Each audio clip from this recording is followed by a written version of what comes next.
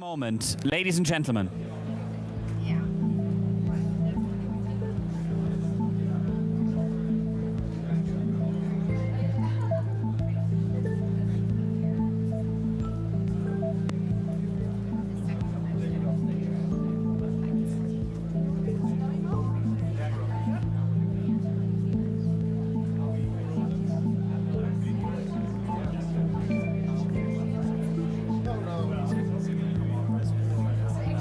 Ladies and gentlemen, we'll continue with the main program in just a second. Please take your seats.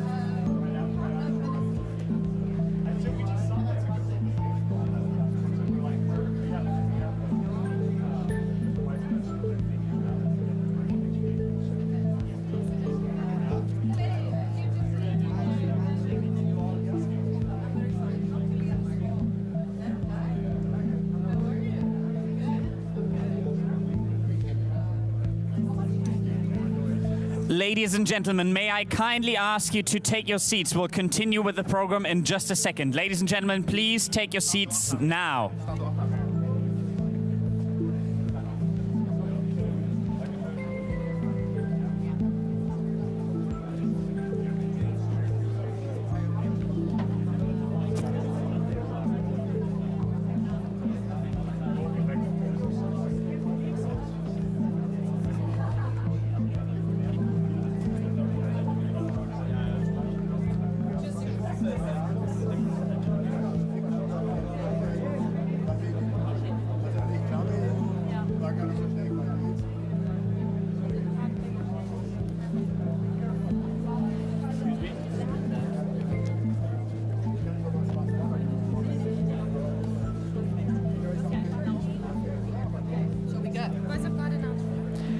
Ladies and gentlemen, please welcome editor of the Financial Times, Roula Khalaf.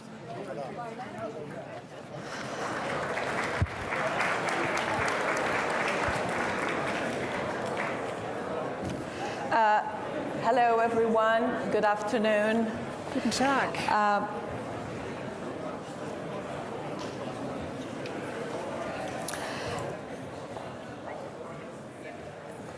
We have a great session for you, Das ist, following denke ich, on eine from großartige und the Chinese interessante minister's comments.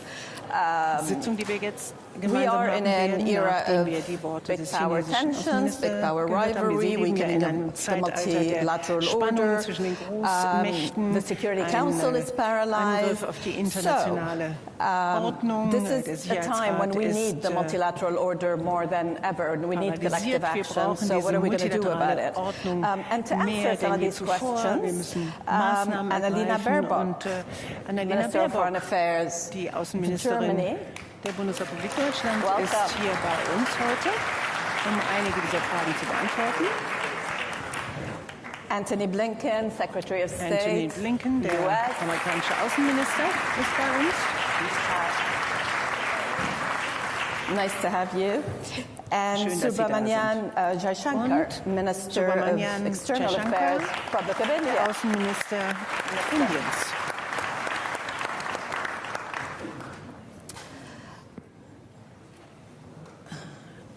I hope that Ich based hoffe on sehr, dass the topic of the session, that you will not all agree with each other, was das and we Thema can have dieser some Sitzung hier angeht, sparks. Sie nicht alle We einer have Meinung about sind, damit wir 43 ein minutes, bisschen and I mehr will prepare your sozusagen, questions because sagen wir mal, I'll ask a few Temperament hier questions and then I'll hineinbringen. turn Ich werde ein paar to the Fragen stellen audience. und dann Minister Baerbock, I'm werde going ich to mich start an with das you. Publikum wenden. Frau Ministerin, darf Germany's ich mit Ihnen national anfangen? security strategy Die calls nationale for Sicherheitsstrategie expanding der global Bundesrepublik partnerships. ruft dazu auf, dass and globale Partnerschaften Is ausgeweitet quite werden. open about Und the ist ganz offensichtlich multipolarity auch ganz of klar, dass the die world Multipolarität today. der Welt How do you heute go about it at a time when tatsächlich there etwas are ist, was man so zu many bewältigen hat. Wie divisions, macht man and das in particularly dieser when Zeit der increasingly we feel the global wo es south mehr und mehr and the das Western world are not den on the Eindruck same gibt, dass page? der globale Süden und Well, die first of westliche all, Welt good nicht afternoon. Very good to sozusagen have this alles important gleich session sehen. with my dear colleagues. Zunächst einmal freut mich sehr, dass wir hier In sind, a dass ich mit nutshell, meinen it's more Kollegen important than hier hier sitzen darf. Ich denke, das ist wichtiger denn je, denn wir sind ja nicht naiv. Natürlich gibt es völlig rücksichtslose Akteure auf dieser Welt, die auf gar keinen Fall darüber verhandeln wollen, welches ihr Stück des Kuchens ist, sondern die wollen die ganze Bäckerei ausrauben. Und vor dem Hintergrund dieser Tatsache, denke ich, ist es wichtiger denn je, dass diejenigen, die am Tisch sitzen möchten und erstmal darüber verhandeln möchten, wer welches Stück Kuchen bekommt und wie groß es sein soll,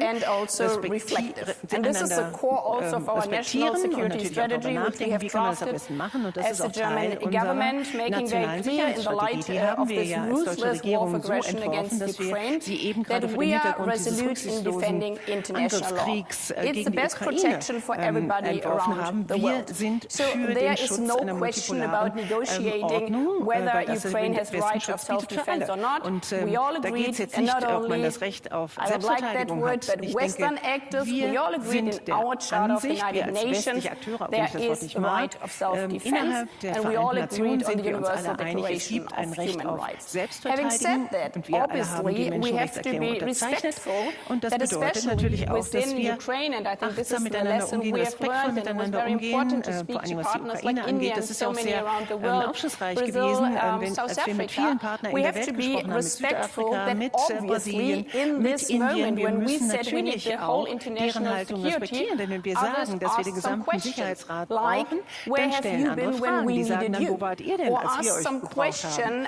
Und die fragen dann eben auch, was bedeutet das denn eigentlich für die Zukunft? Würdet ihr dann auch an unserer Seite stehen? Und dann würde ich sagen, naja, das ist etwas Neues ein bisschen, was die Haltung angeht, auch zumindest die Haltung unserer Außenpolitiker in Europa. Wir können das nicht einfach als Tatsache annehmen oder sozusagen als Selbstverständlichkeit, dass wir alle einig sind. Aber das ist, denke ich, gerade diese Verbindung eine Trumpf für die Demokratie. Die Stärke der Demokratie ist ja, dass wir einmal auch uns selbst hinterfragen, dass wir überlegen, tun wir das Richtige. Zum Beispiel, wenn man einen solchen Angriffskrieg führt, dann sagt man nicht automatisch, wir unterstützen euch. Man sagt dann nicht, wir fragen uns, warum?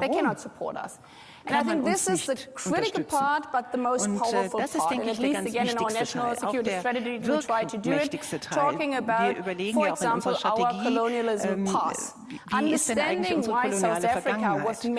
Warum ist es denn so, dass Südafrika die ganze Zeit ihre Verbindung mit Russland erwähnt hat, während der Sowjetzeit? Und dann sagt man ja klar, damals haben nicht alle Demokratien sozusagen an ihrer Seite gestanden. Damals haben wir durchaus Fehler gemacht in der Vergangenheit. Die Vergangenheit können wir aber nicht ändern. Wir können nur die Zukunft ändern. Gemeinsam. Und das ist die Stärke des Multilateralismus. Das ist es, was wir überall in der Welt sehen, dass die Mehrheit der Staaten sich dem anschließt. Glauben Sie, dass mehr und mehr die Menschen mehr Fragen stellen, gerade was sozusagen die Ukraine angeht? Und Gaza werden wir natürlich auch noch besprechen. Aber zur Ukraine. Ist es so, dass die Menschen sich mehr und mehr ihrem Standpunkt anschließen? Oder ist es eher so, dass sie sich davon entfernen? Naja, also wenn wir uns die letzten 3 Jahre anschauen, ich denke, wir haben ja 145 Stimmen gehabt in der Generalversammlung der Vereinten Nationen. Also offensichtlich gibt es eine Mehrheit der Staaten, die sich dem anschließt. Die meisten Länder in der Welt, so wie Mainz, wir sind ja nicht die Größten. Wir haben auch nicht sozusagen die größte militärische Stärke. Und viele dieser Länder wissen das ja. Die wissen, dass die Charta der Vereinten Nationen und die Rechtsstaatlichkeit für sie eine Lebensversicherung darstellt. Also sehen wir da eine große Mehrheit und viele haben uns unterstützt. Und ich denke, dass viele da auch einen Weg gegangen sind. Man muss sich überlegen, ein solcher Angriffskrieg ist ja etwas, was uns komplett überrascht hat. Wir haben ja jetzt nicht hier irgendwie andere dafür überzeugen müssen und sagen müssen, also es war ja nicht so, dass sie selbstverständlich, dass sie unterstützt haben, sondern viele sind dann nach Kiew gegangen, haben sich mit den Vätern unterhalten, derjenigen, die dort abgeschlachtet wurden oder solche, deren Kinder entführt worden sind. Dann haben wir der ganzen Sache ein menschliches Gesicht gegeben. Und deswegen ist das auch so wichtig, dass man nicht nur unterstreicht, Staaten miteinander spricht, sondern dass man auch die Frage der Menschen und der Auswirkungen auf die Menschen anspricht. Zum Beispiel, dass der Internationale Strafgerichtshof hier mit ins Spiel gebracht wird, dass man solche Fälle von Verbrechen gegen die Menschheit dort vor den Gerichtshof bringt. Und deswegen drängen wir nachhaltig darauf. There's a feeling that it's more than a feeling. It's what we see happening on the ground. That the US-China tensions are leading to greater fragmentation, and that you're almost competing for alliances. Who's our ally? And we see this within the UN and various UN institutions. But we just see it all around the globe. Diese Frage wird zunehmend global gefragt. Do you feel that you are challenged in your travels around the world on the fundamental wenn Sie auf Ihren Reisen sind? Wonderful to be with my friends. Wonderful to be back. Zunächst ist es wunderbar, hier zu sein, wieder bei Ihnen zusammen in München. Man nennt das auch das Speed Dating für Diplomaten, diese Konferenz. Aber ich komme auf Ihre Frage zurück. We've made an investment, a reinvestment. Unsere Regierung angeht, haben wir investiert, neu investiert, wieder investiert in unsere Partnerschaften, Verbünde, Partnerschaften. Wir haben versucht, diese zu erneuern, wir haben versucht, neue einzugehen und dieses mit neuem Leben einzuhauchen. Weshalb? Weil wir müssen es gemeinsam angehen, die globale Frage. Nicht nur die US-amerikanische Regierung, sondern in der Gemeinschaft. Und wir sehen das über Grenzen hinweg. Sehen wir auch einen großen Vorteil darin. In unseren und freiwilligen Partnerschaften, wenn sie nicht im System sind, kann man nicht so viel erreichen. Also mit multilateral haben wir uns engagiert. Und Wettbewerb, natürlich gibt es das, zum Beispiel systematische Systemwettbewerb mit China. Und wir haben auch die Verpflichtung, diese Beziehung verantwortungsvoll zu managen. Und das tun wir auch. Präsident Biden tut das auch. Es geht nicht um Land X, Y oder Z. Darum geht es nicht zu entscheiden zwischen den einen und den anderen, sondern gemeinsam arbeiten zu können. Und dadurch wird es auch viel leichter, auch die Entscheidung zu treffen, mit wem man zusammenarbeitet. In den letzten 6, 7 Monaten haben wir den Diskurs mit China sehr konstruktiv verfolgt. Das ist zum Beispiel anhand meines Treffens mit dem Außenminister der Volksrepublik China, heute, hier gestern.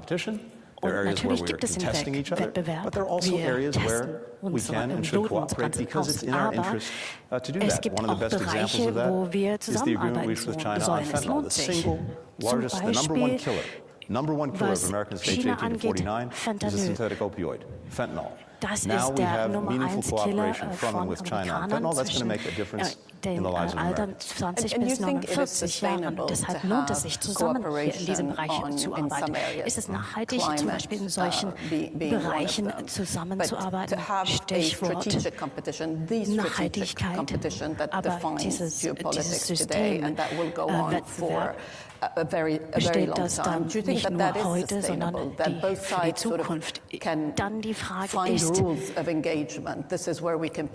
ist es möglich, dann Spielregeln zu finden, wie man eben diesen Wettbewerb finden kann. Ja, manches hat sich nicht verändert. Wo wir den Wettbewerb anstrengen müssen, werden wir, wo es auch dann Sinn macht, zusammenzuarbeiten, werden wir das auch tun.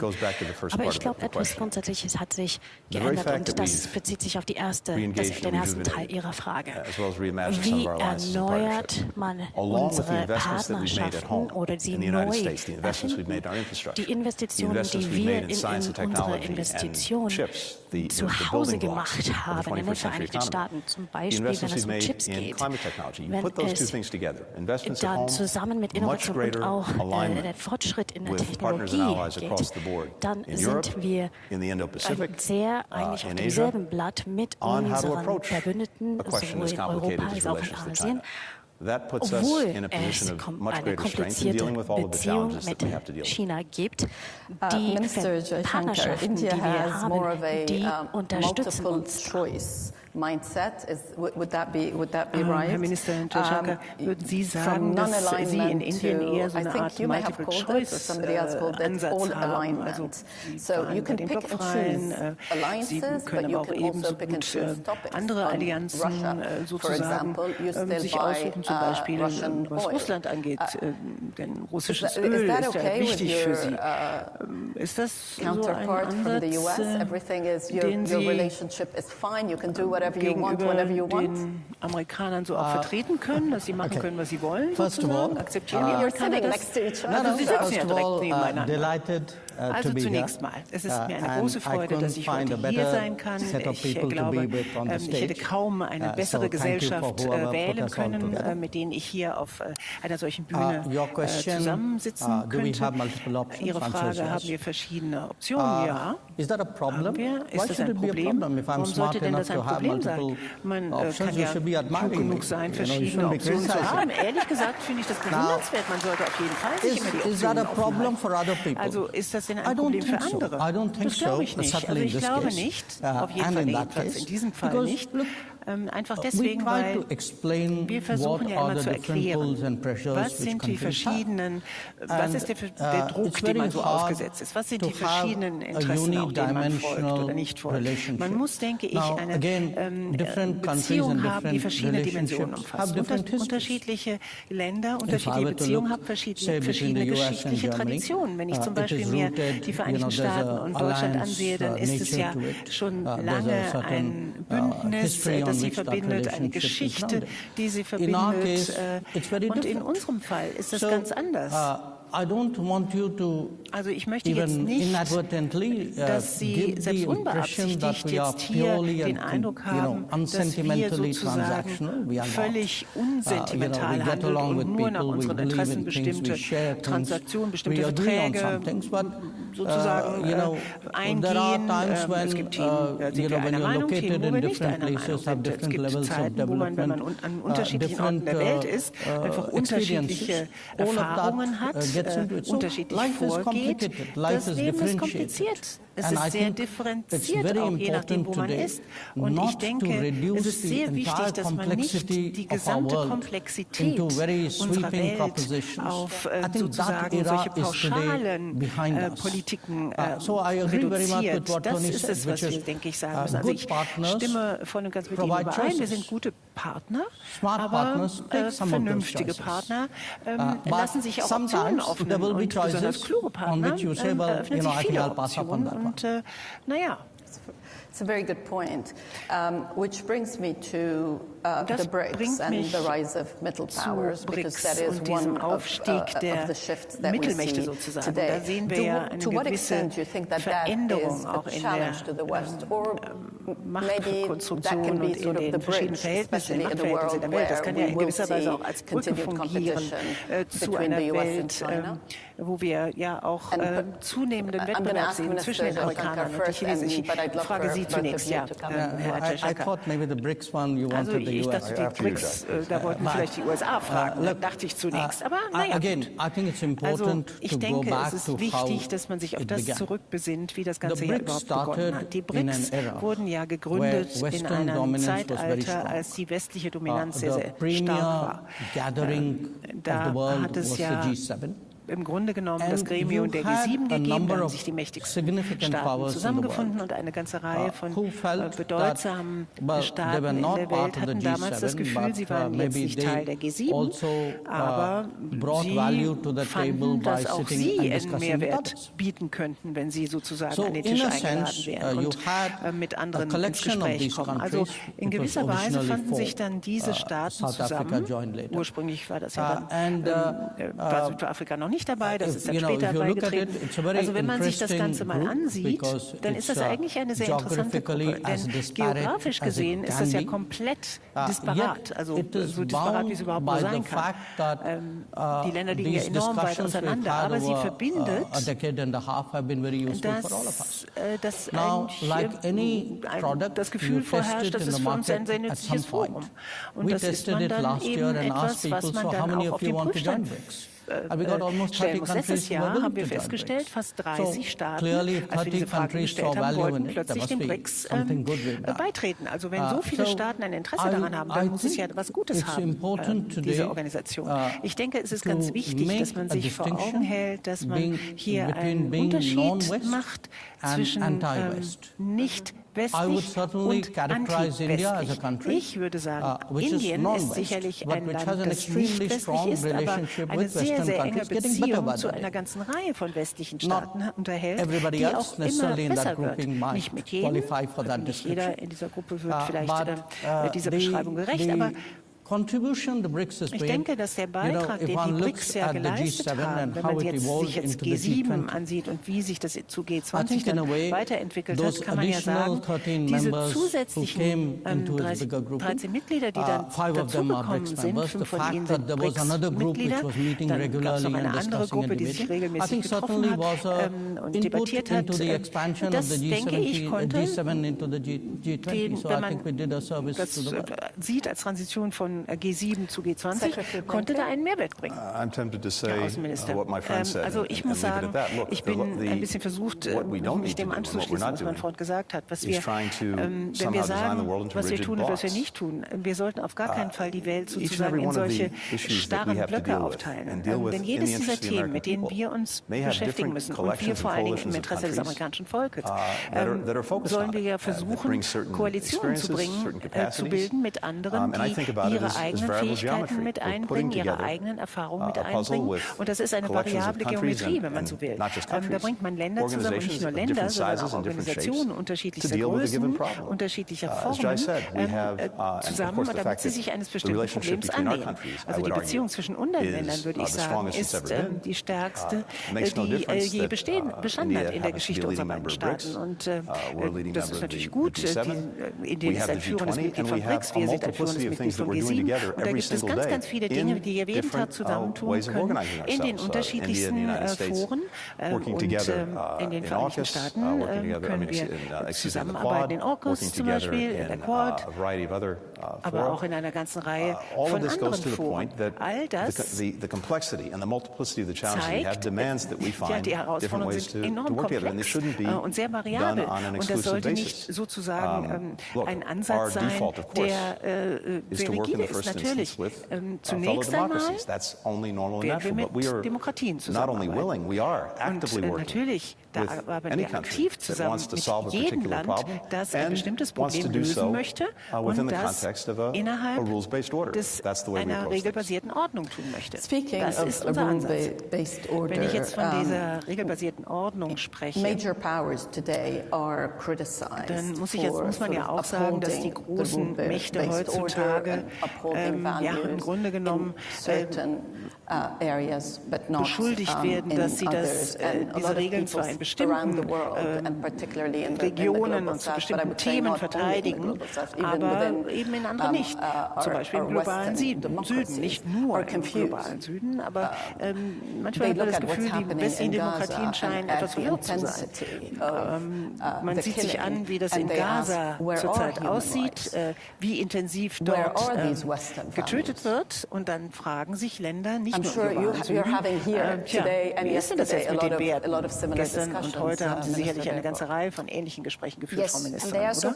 Ja, und die sind sehr produktiv, weil so viele von Ihnen ja nicht nur Speed-Dating machen, sondern eben auch sehr vertrauensvoll hinter verschlossenen Türen sprechen. Und ich denke, das ist auch so eine Sache, wo man sagen muss, diejenigen, die an eine regelbasierte internationale Ordnung glauben, ganz gleich, ob es Politiker sind sind, ob es Bürger sind, ob es Journalisten sind, dann lassen Sie sich nicht drängen in dieses Schwarz-Weiß, in dieses Speed-Dating. Bleiben Sie nicht in Ihrer Blase.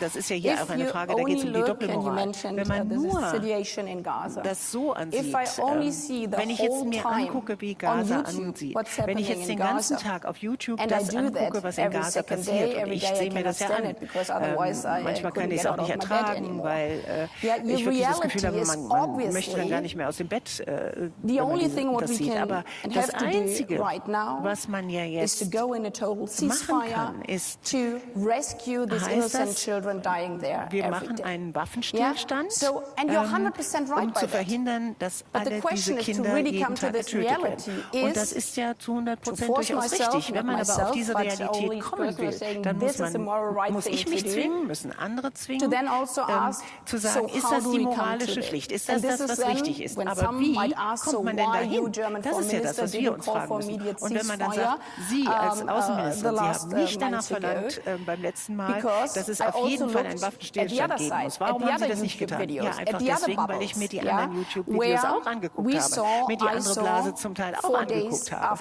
wo man 4 Tage nach dem 7. Oktober, und ich habe das nicht nur gesehen, sondern ich habe auch mit den Angehörigen gesprochen, auch dem Vater zugehört, dessen Frau und 2 kleine Töchter von den Terroristen entführt worden sind, weil ich mir das angeguckt habe, wo Frauen nicht nur vergewaltigt wurden, sondern auch noch hinterher getötet. Als wäre das nicht genug. Und das ist mir zu diesem Zeitpunkt einfach klar geworden. Und dass wir wissen alle, wie Verhandlungen mit Terroristen funktionieren. Wenn man dieses Video gesehen hätte und dann bereit ist, das Leiden dieser Frauen zu sehen, dann versteht man, hier geht es nicht nur um militärische Logik. Hier geht es darum, dass diejenigen, die das gemacht haben, diese Frau vergewaltigt und sie hinterher auch noch getötet, die haben überhaupt kein Interesse daran, Gefangene oder Geiseln auszutauschen. Überhaupt nicht. Die haben ein Interesse daran, Leute abzuschlachten. Und ich denke, das muss man einfach sich vor Augen halten. Denn dann versteht man in einer solchen Situation, wie schwierig das ist, zu einem Waffenstillstand zu kommen. Die Freilassung der Geiseln, die Freilassung dieser Frau ist absolut entscheidend. Denn sonst können wir diese Kinder in Gaza niemals freikriegen. Und deswegen komme ich auf das zurück, was mein lieber Kollege gesagt hat. Mein Kollege Shashanka. Es geht hier nicht um Ja und Nein, Schwarz und Weiß. In dieser Welt, wo wir mit Dilemmata aller Ordnung konfrontiert sind, kann ich nur sagen, wir haben die Aufgabe, wir 3 hier, unser Bestes zu tun, um diese Menschen zu retten. Und deswegen haben wir so intensiv daran gearbeitet, mit diesen arabischen Partnern auch in den letzten 3 Monaten daran, dass wir versuchen, wie wir zusammenkommen können, wie wir das Wichtigste erreichen können, was wir jetzt zu tun haben, nämlich die Freilassung der Geiseln, eine humanitäre Pause, humanitäre Feuerpause, damit humanitäre Versorgung nach Gaza gelangen kann und nicht aufzuhören, auch wenn wir jeden Tag die Schlagzeilen sehen. Das könnt ihr sowieso nicht schaffen. Also ich denke, den größten Gefallen, den wir denjenigen tun können, denen das völlig egal ist, Menschenleben völlig egal sind, die internationale Ordnung völlig egal ist, dass wir dabei bleiben, das weiterzumachen. Und dass wir nicht etwa sozusagen diese Themen sozusagen fallen lassen oder immer auch bei uns die Meinungsunterschiede noch größer werden lassen. Wir müssen unsere Kompetenz nutzen, unsere Kanäle nutzen und auch da ist eben einfach diese Diversität unheimlich wichtig. Wenn wir alle nicht gleich sind, sondern wenn wir alle versuchen, diese entsetzlichen Ereignisse im Nahen Osten anzugehen, aus unserem jeweiligen Standpunkt aus, dann können wir auch den Menschen in Israel und denjenigen in Gaza Sicherheit bringen. Fully subscribe to everything that Annalena said. Das kann ich nur unterstützen, was Annalena gerade gesagt hat. People in positions for a brief period of time of responsibility. Ich glaube, dass also, and maybe foremost, Menschen da natürlich eine Verantwortung tragen in ihren unterschiedlichen Positionen und Rollen, aber natürlich auch als Menschen, als Mütter, Väter, als Kinder, als Brüder und Schwestern. Und das ist ja etwas, was uns antreibt, das zu verhindern und menschliches Leid zu verhindern, einschließlich der Menschen in Gaza. Die Frage ist, wie schaffen wir das am effektivsten und wie können wir gleichzeitig auch der Komplexität gerecht werden, die Annalena gerade beschrieben hat. Aber es gibt noch einen anderen Aspekt, den wir uns annehmen müssen. Das größte Gift in unserem gemeinsamen Gesellschaft ist die Dehumanisierung von Menschen. Wir sehen es in all diesen Aspekten. Wenn man das aus den Augen verliert, der Menschlichkeit eines anderen, dann ist man in einer Situation, in der plötzlich alles möglich und akzeptabel wird. Und ich glaube, wir müssen tun, was in unserer Macht steht, um hier einen Gegenpol zu bilden, um diese Entmenschlichung beim Namen zu nennen, wo auch immer sie auftaucht. Und ohne das sind viele andere Dinge nicht möglich, die wir erreichen wollen.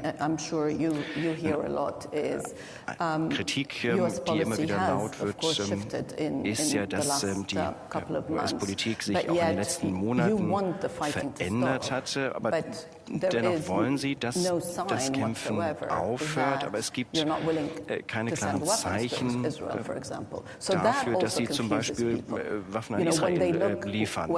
Das heißt, das ist für viele Menschen verwirrend, wenn sie hier die Rhetorik mit den Taten vergleichen. Nun, wir sind der Sicherheit Israels verpflichtet. Das war immer klar und bleibt es. Wir verstehen und unterstützen auch den Ansatz, dass Israel gewährleisten muss, dass das, was am 7. Oktober geschehen ist, nicht noch einmal passiert. Gleichzeitig haben wir deutlich gemacht und entsprechend auch gehandelt, dass die Art und Weise, wie Israel dies erreicht, entscheidend ist, wie es die Zivilisten, die im Kreuzfeuer, dieses von der Hamas geschaffene Kreuzfeuer gelangen, schützen, wie Menschen, die Hilfe brauchen, diese Hilfe auch bekommen können. Wir arbeiten jeden Tag daran. Wir haben in den letzten Monaten, letzten 4 Monaten gesehen, wie sich die Situation entwickelt hat.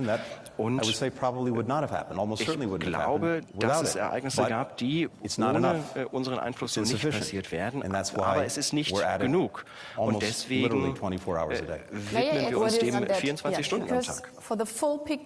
Lassen Sie mich hinzufügen, um das ganze Bild zu betrachten. Und ich glaube, es ist wichtig in diesen schwierigen Zeiten, dass man den silberstreifen Horizont nicht aus den Augen verliert. In den letzten Monaten gab es immer wieder Gespräche. Zunächst gab es keine humanitäre Hilfe. Jetzt gibt es humanitäre Hilfe. Nicht ausreichend, aber immerhin. Und zudem betrifft es auch Sicherheitsgarantien für Israel, weil man natürlich nicht einen Waffenstillstand fordern kann und dann einfach abwartet, bis die Hamas sich reformiert hat. Das heißt, man muss auch die Sicherheitsinteressen Israels bedenken. Gleichzeitig stellt sich natürlich auch die Frage, wie wir als internationale Gemeinschaft sicherstellen können, dass die Hamas sich nicht im Norden wieder neu gruppiert und Menschen als menschliche Schilde nutzt. Und auch das ist in unserem Interesse und Teil unserer Antwort. What is the view from India? What would you, if you had some advice for your colleagues, diese Situation? Was würden Sie Ihren Kolleginnen und Kollegen raten? Well, I don't have advice for my colleagues, though I particularly habe gar keinen besonderen Ratschlag. Ich glaube, wir sehen ja, welche Anstrengungen hier unternommen werden von Anthony Blinken. Und ich glaube, es gibt hier unterschiedliche Dimensionen, unterschiedliche Aspekte. Zunächst einmal müssen wir klarstellen, dass das, was am 7. Oktober geschehen ist, Terrorismus war. Da gibt es keine Rechtfertigung dafür. Es war Terrorismus. Zweitens, wenn wir uns die Reaktion Israels anschauen, dann ist wichtig zu bedenken, dass Israel sich der zivilen Opfer bewusst sein sollte und dass es in der Pflicht steht, internationales Menschenrecht zu beachten und zu respektieren. Drittens geht es auch darum, dass die Geiseln freigelassen werden. Viertens brauchen wir einen langfristigen humanitären Korridor in der Region. Zudem muss es auch letztendlich langfristig eine Lösung geben, denn sonst wird das Problem so immer wieder auftauchen. Indien war und ist schon seit langem ein Verfechter der Zwei-Staaten-Lösung, schon seit vielen Jahrzehnten. Ich glaube, inzwischen haben auch viele andere Länder weltweit das Gefühl, dass eine Zwei-Staaten-Lösung nicht nur notwendig ist, sondern auch dringend notwendig ist. Wir haben noch einige Fragen aus dem Publikum, bitte. Fangen wir mit 3 Fragen an. 4 Fragen, in der Tat. Yes, 4 is there. Natalie Tocci, Rome. Natalie Tocci aus Rom. Eine Frage an US-Außenminister Blinken und Außenministerin Baerbock. Das Argument, sich etwas zurückzuhalten in der Forderung eines Waffenstillstandes, scheint ja zu sein, dass wir sicherstellen müssen, dass sich ein Ereignis wie am 7. Oktober nicht wiederholt. Ich möchte Sie also fragen, glauben Sie, dass das, was jetzt vor sich geht, was in den letzten Monaten dort passiert ist, das Risiko eines erneuten 7. Oktober reduzieren wird? Macht es Israel sicherer? Okay, so there's... Okay, so I thought that question was that side, but okay. Oh yeah, thank you very much. Alexei Gentrylenko, member of the Parliament of Ukraine. Secretary Blinken, you said those who are not at the table are in the menu. Ukraine was at the table in Budapest when we voluntarily gave up our nuclear weaponry. Now we are in the menu. So the question is, what is the way for us? We are confronted with a nuclear power. Either we will become member of NATO, alliance with a nuclear power, or we should restore our nuclear status. I don't see any other option. What option do you prefer and what you will answer on this? Thank you very much. Welche anderen Möglichkeiten gäbe es? Was wäre Ihre Reaktion darauf? Wir haben noch 2 weitere Fragen. Yes, I mean, I have time. Yeah, here we go. Thank you. My name is Shafiq Gabram from Egypt. Shafiq Gabram aus Ägypten. Herr Blinken, eine Frage an Sie. Sie haben viel Zeit investiert in einem Versuch, den Gaza-Konflikt zu lösen.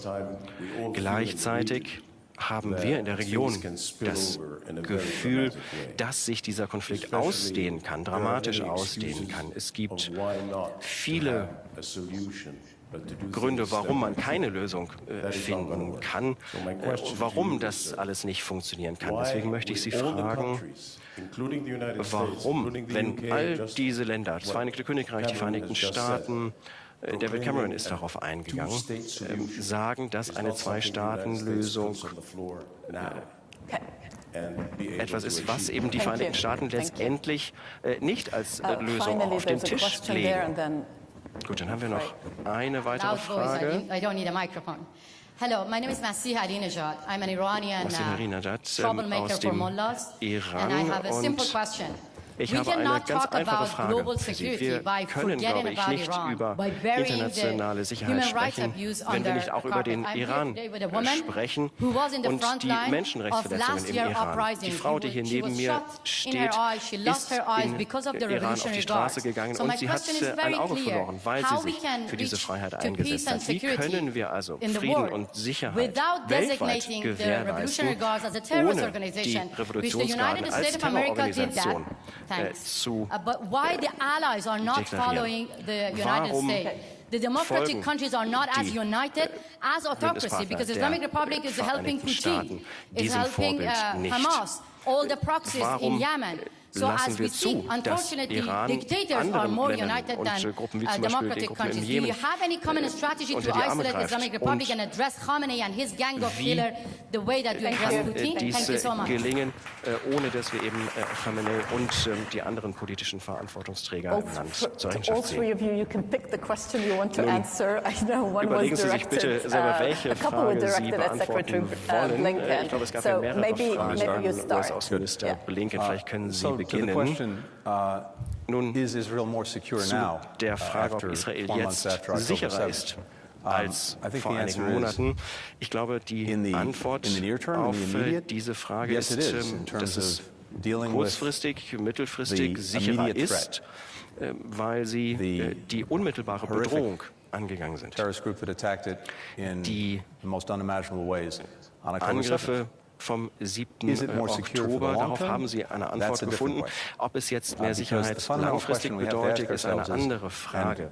Wir müssen uns, glaube ich, alle die Frage stellen, und Jai hat es ebenfalls erwähnt, wie können wir sicherstellen, dass sich dieser Teufelskreis nicht wiederholt in 5 Jahren, in 10 Jahren. Und ich glaube, dass sich jetzt eine große Chance bietet für Israel in den kommenden Monaten, um ein für alle Mal diesen Teufelskreis zu beenden und ihm zu entfliehen. Und es gibt neue Tatsachen, die es damals noch nicht gab, bei früheren Versuchen, Frieden zu schaffen. Zunächst einmal ist mehr oder weniger jedes arabische Land bereit, Israel in die Region zu integrieren, die Beziehungen zu normalisieren, wenn sie das nicht schon getan haben, Sicherheitsgarantien zu geben, um dafür zu sorgen, dass Israel sich sicherer fühlen kann. Gleichzeitig gibt es ernsthafte Anstrengungen, angeführt von arabischen Ländern, die palästinensische Autonomiebehörde zu reformieren, was eine Möglichkeit darstellen kann, ein besserer Partner für Israel in Zukunft zu sein, um eine Lösung zu finden. Zudem hat Jai ebenfalls angesprochen, dass dies dringlicher denn je ist, dass wir die Schaffung eines palästinensischen Staates vorantreiben müssen, und dass dies auch wichtig ist für die Sicherheit Israels. Und wenn man das Ganze zusammen betrachtet, dann ist es eine Region, in der alle Länder integriert sind, miteinander arbeiten für das gemeinsame Wohl. Israel lebt in Sicherheit, sicherer als je zuvor in der Vergangenheit. Und die Bedrohung für Israel, für viele von uns, nämlich der Iran, wäre isoliert mit seinen jeweiligen Partnern. Und das ist ein Weg, der möglich ist, der schwierig zu beschreiten ist, aber es ist ein möglicher Weg. Und die Alternative wäre, diesen Teufelskreis immer und immer wieder zu wiederholen, wie wir das schon über Jahre, über Jahrzehnte gesehen haben, über Generationen hinweg. Und ich glaube, es ist an uns allen, die wir diese Beziehungen pflegen, die wir Verantwortung tragen für Länder in der Region, das, was wir selber beitragen können, diese schwierigen Entscheidungen zu treffen, diese Handlungen umzusetzen, um das Ganze eben Wirklichkeit werden zu lassen. Und während eben momentan die Dynamik dafür spricht. Und ich glaube, wir sollten sehr stark unterscheiden zwischen diesem Weg, den ich aufgezeigt habe, und der Alternative. Und je eher wir uns dessen bewusst sind, desto eher werden wir diesen Weg auch beschreiten. Und zur Ukraine möchte ich kurz sagen, wir haben im Rahmen der Sicherheitskonferenz schon gehört, auch Abgeordnete des Kongresses, Demokraten, Republikaner aus dem Senat, aus dem Repräsentantenhaus sind hier, dass es eine breite Unterstützung für die Ukraine gibt von den Vereinigten Staaten in Europa und darüber hinaus. Aus unterschiedlichsten Gründen. Einmal natürlich aufgrund der Aggression, die die Ukrainer erfahren haben, und natürlich auch inwiefern das internationale System der Ordnung in Frage stellt, was uns natürlich alle betrifft. Und ich glaube, es ist wichtig, dass wir zwei Dinge tun. Zunächst einmal müssen wir sicherstellen, dass die Ukraine die Möglichkeiten hat, mit der russischen Angriffskrieg fertig zu werden. Das, was sie kurzfristig brauchen, aber auch, dass wir sicherstellen, dass es in den nächsten Monaten und Jahren militärisch, wirtschaftlich und demokratisch auf eigenen Füßen stehen kann. Und das, glaube ich, wäre die stärkste mögliche Gegenantwort auf Putin und auf all jene, die die Ukraine schwächen wollen.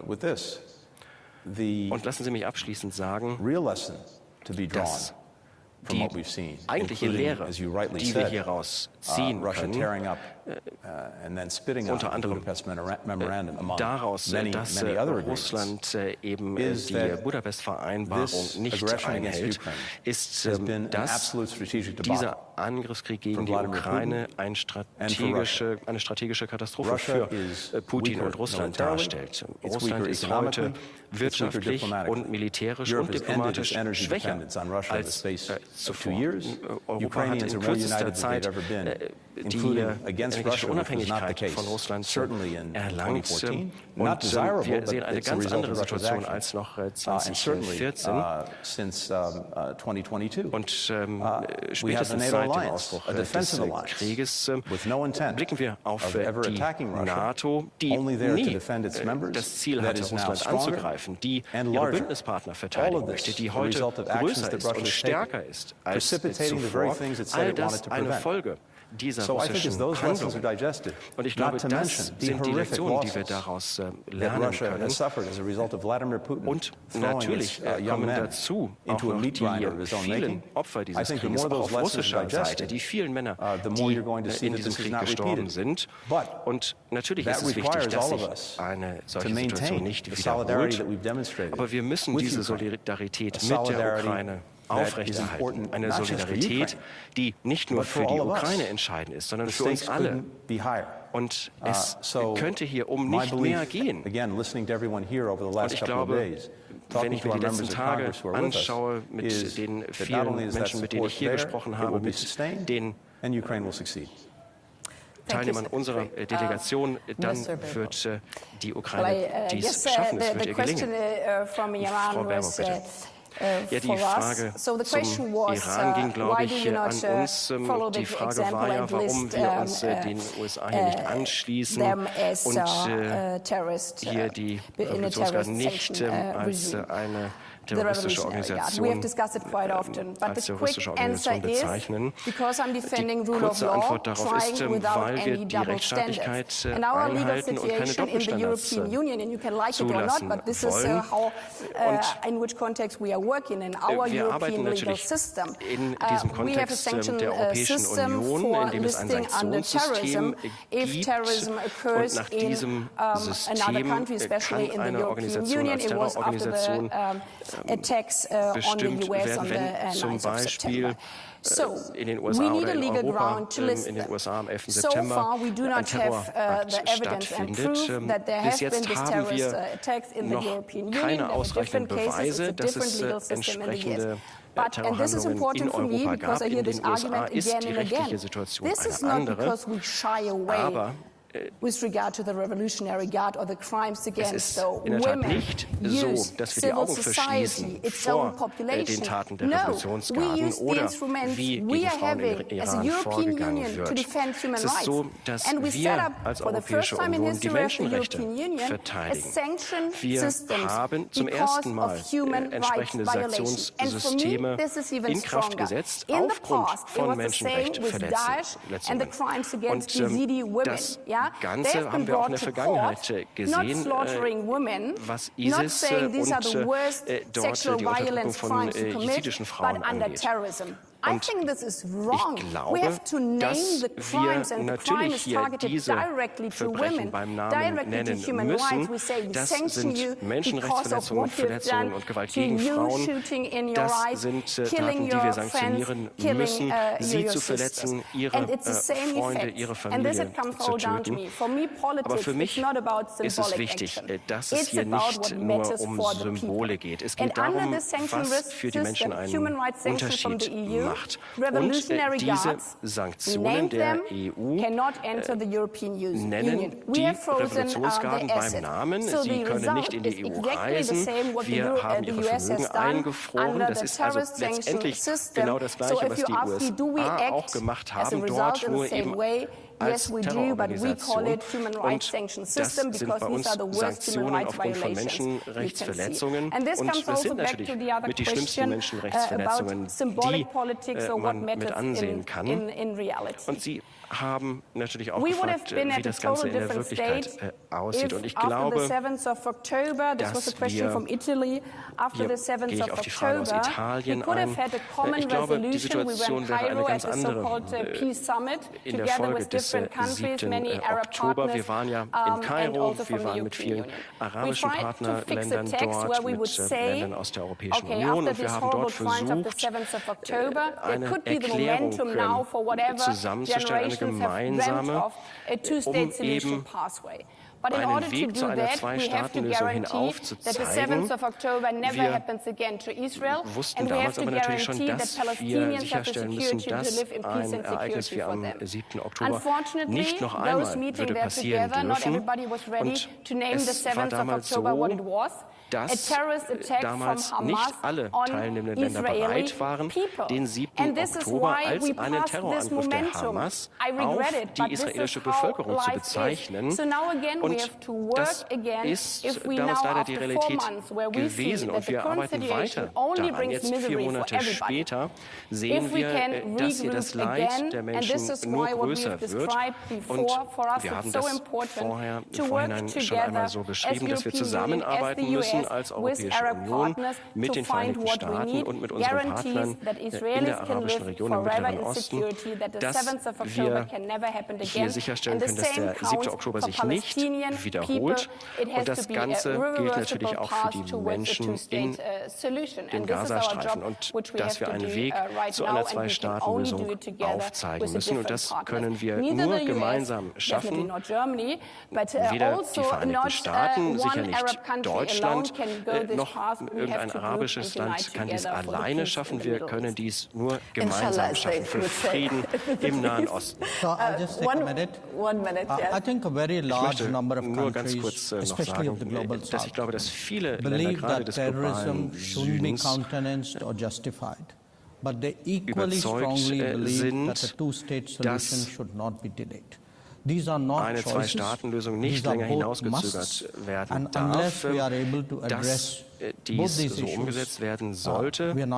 Und ich glaube, wir können sonst das Problem nicht lösen. Nun, vielen Dank, dass Sie auch diese leichte Überschreitung der Zeit mitgemacht haben. Dankeschön.